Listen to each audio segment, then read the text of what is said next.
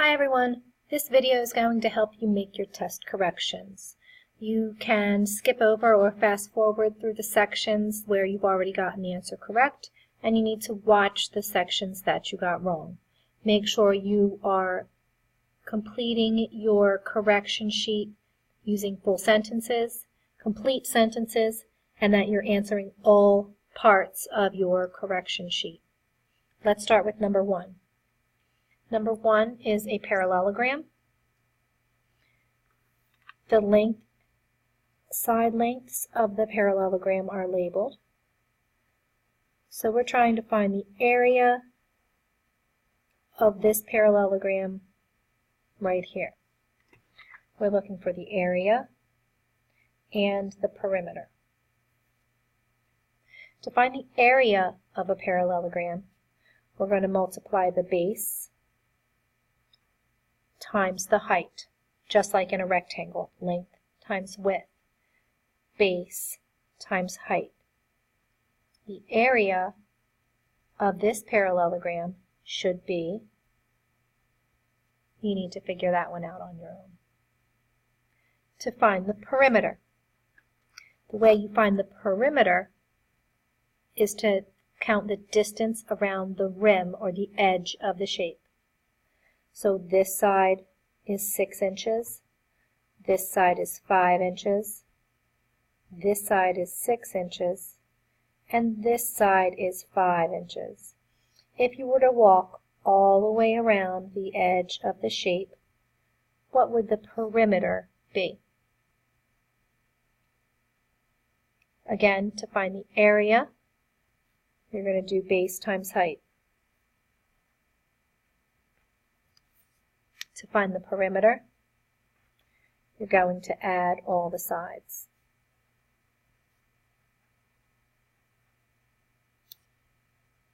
Okay, number 2. To find the area and perimeter of this shape, we're going to use a different formula. The area of a triangle we find by doing base times height divided by 2. To find the perimeter, we add up all the sides. In this case, the base of the triangle is 7. The height of the triangle is 8. So we're going to do base times height divided by 2. What is the area? For the perimeter, we're going to add up all the sides. We're going to do this side plus this side plus this side. What is the perimeter? Number 3. This is another parallelogram. Let me just trace the outside edge of our parallelogram for when we find our perimeter and area.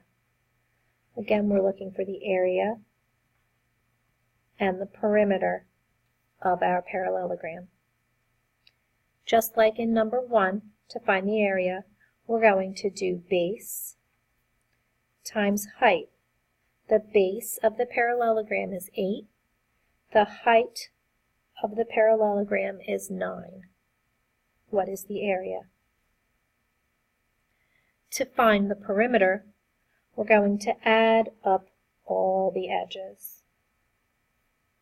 all 4 sides, to find the perimeter.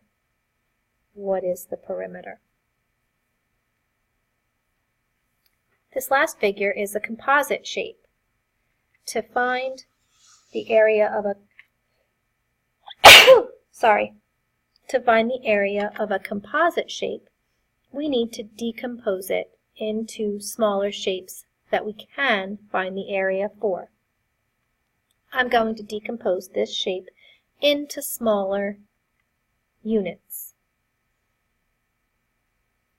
I'm making each unit this 1 centimeter by 1 centimeter size. By breaking it down into individual units, I will be able to count the area. I know that this length is 3 centimeters, so I know that I can break it into 3 units. I know that this length is 4 centimeters, so I can break it into 4 centimeter units. I know that this is 2 centimeters, so I can break it into 2 centimeter units. I know that this is 2, so I can break that side into 2 centimeter units. Now I can count the units to find the area. What is the area? To find the perimeter, I need to tally up the distance all the way around the outside of the shape. By doing that, I want to add all of the sides and keep track of how many units I'm counting. So all the way around the edge of the shape, what is the perimeter? All the way around the edge. On to the next page. The next page starts talking about surface area. We talked that surface area is the area of each face.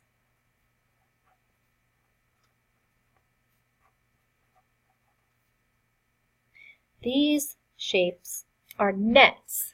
The good thing about a net is that you can see all the faces already. The first net is made up of a square with some triangles around the edge. I can see 1, 2, 3, 4, 5 different faces of this three-dimensional shape. Let's start with the square. To find the area of a square, you are going to multiply the length and the width. Because it's a square, we know that the length and the width are the same. But what is the length and the width? Let's look here. I see that this side is broken into 2 pieces. This piece is 3 centimeters. This piece is also 3 centimeters. So the total length of our square's side is 6 centimeters. So I know that all sides are 6 centimeters. What is the area of our square? Now let's look at our triangles. I'm going to turn the page to give it a better look. Just like from the front page, the area of a triangle is base times height divided by 2. In this case, the base of our triangle is 3. The height of our triangle is 4. What is the area of this piece of our triangle? This side is exactly the same. What is the area of the large triangle? If you want to do a piece at a time, it's the same thing as finding the area of the whole thing. To calculate the surface area, you want to add up all of the faces.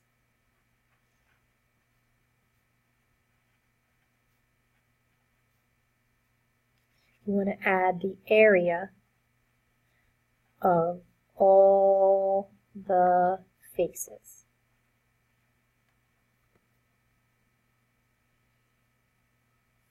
In our next net, we have some rectangular faces.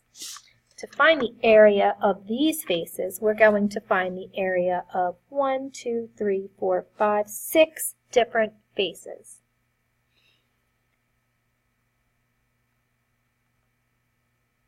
I'm going to start with the pieces that are already labeled.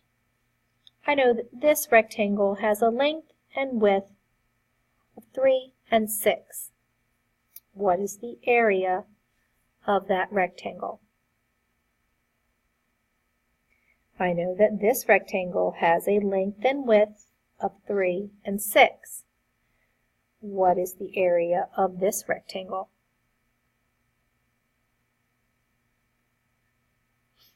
I know that if this side of my rectangle is 3, I know that this side of my rectangle is 3. And when I fold this up into a box, the 3 will become the height of the box, and this is the side that makes the height. So this is 3, and I know that this length is 15 because it's part of our longer rectangle. It's the length of one of our rectangular faces. This 15 side length is the same as this 15 side length.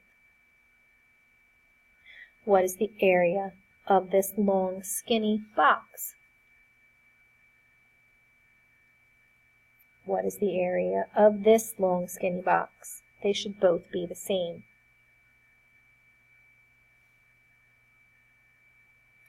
Let's look at the larger rectangle in the middle. We need to know the length and width for it. Well, we know the length is 15. What about this side right here? I know that it's 6 inches because of the opposite side of my rectangle. So this box is 15 by 6. What is my area? I know that this box is exactly the same. What is its area? Again, to find the surface area, you're going to add the area of all the faces. In this case, we have 6. 1, 2, 3, 4, 5, 6. Number 7. Which of the 2 nets in exercise 5 and 6 would fold to make a rectangular prism? We know that a rectangular prism has rectangular faces. Which shape has rectangular faces?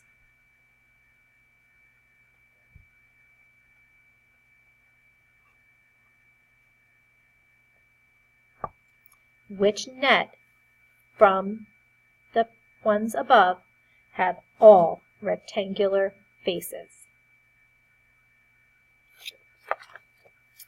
On to the back side and our popcorn boxes. The first question asks, how many square inches of cardboard are needed to make the micro box? Here is where I'm going to pause because I'm about to run out of time in this length of video. Join me in part 2.